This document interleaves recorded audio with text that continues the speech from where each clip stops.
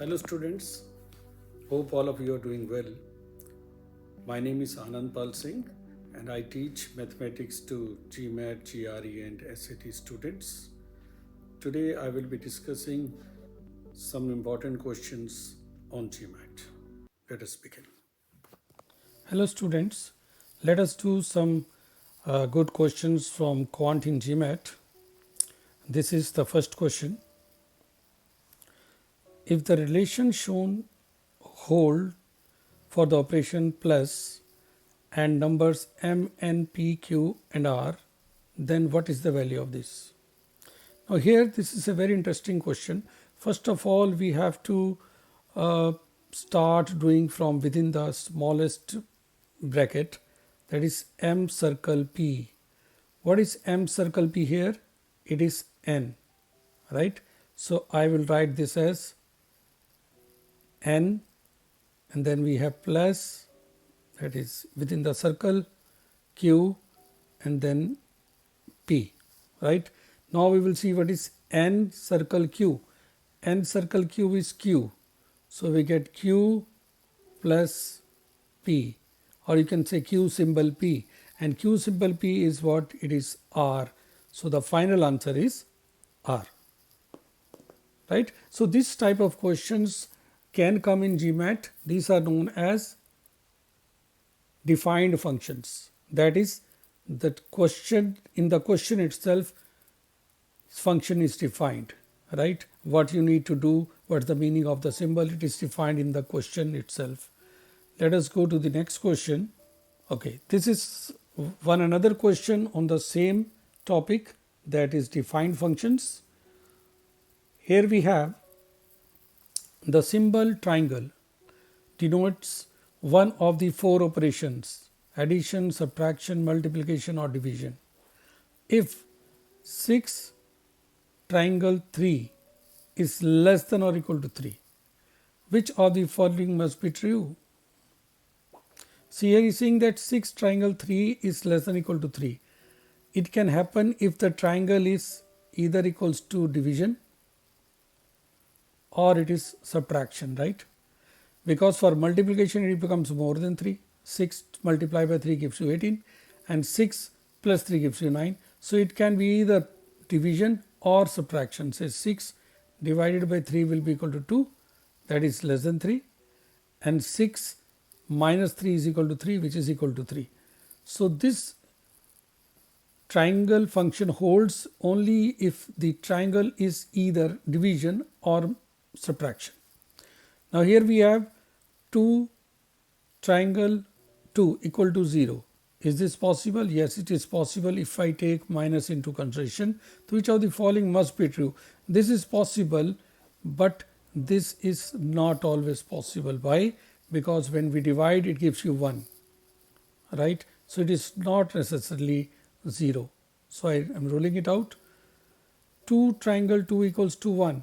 Now here if I take 2 divided by 2 it is equal to 1, but if I take 2 minus 2 it becomes 0. So here also it is not necessarily 1. Always see whether it is must or could. If it is could, then both of them are true, right? But if it is must, then it has to be true in both the cases, for division as well as for subtraction. So here we have 4 triangle 2 equal to 2. Now if I take division into consideration, it becomes 2, and if I take subtraction into consideration, it is again coming out to be 2. It means that 3 has to be true under both the situations. So my option is C. So the correct answer is C. Okay, let us go to the next question.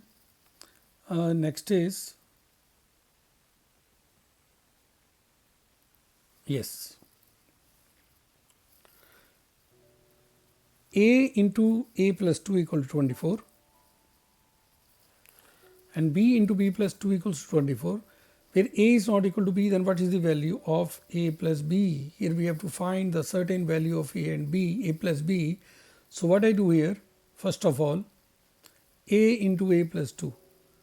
See, we have to find the factors of 24 so that we have only difference of 2 between them.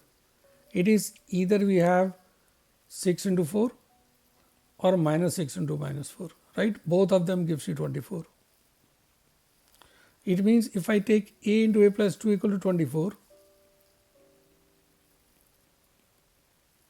here we observe that if a is equal to 2, a is equal to 4, a plus 2 becomes equal to 6, right? Similarly, b into b plus 2 equal to 24. It means when we have b is equal to minus 6, b plus 2 becomes equals to minus 4. So, what is the value of a plus b? If I take a as 4, a plus 2 is 6 and a into a plus 2 gives you 24. And when I take a as 4, then I take b as minus 6. So, minus 6 into minus 4 gives you 24. On the other side, if I take a as minus 6 and b as 4, then a plus 2 becomes minus 4 and b plus 2 becomes 6. Again we get minus 6 into minus 4 as 24 and 4 into 6 as 24. So, we have only two options for a and b. If a is 4, b is minus 6. If a is 6, b is minus 6, b is 4. It means a plus b will be either 4 minus 6 minus 2, or it can be minus 6 plus 4, that is again minus 2. So, right option is minus 2. One more question.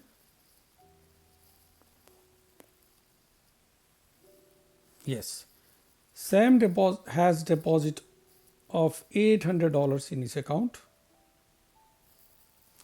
He will deposit $1 in his account 1 week from now, $2 2 weeks from now, and each week thereafter he will deposit an amount that is $1 greater than the amount that he deposited in 1 week before. If there are no other transaction, how much money will Sam have in the account 50 weeks from now? Again, a very important question. He started with $800. Will deposit $1 in the account 1 week from now, means he will deposit $1 after 1 week, $2 after 2 weeks, $3 after 3 weeks, and $50 after 50 weeks. So, what will be the total? 800, and we need to find the sum of this to this, right? So, this is the sum of 50 natural numbers. You can take the formula of the arithmetic progression. Sum of first n terms equals to n by 2 into first term plus last term. It gives you 50 by 2 into 1 plus 50. So, that gives you 800, which is the initial deposit, and 25 times 51. So, it is 800 plus 25 times 1 gives you 25, and 25 times 5 gives you 125, that is 127. So, if I add the both, I get 2075. So, D is the correct choice. So, my dear students, I hope you have understood these 4 questions very well.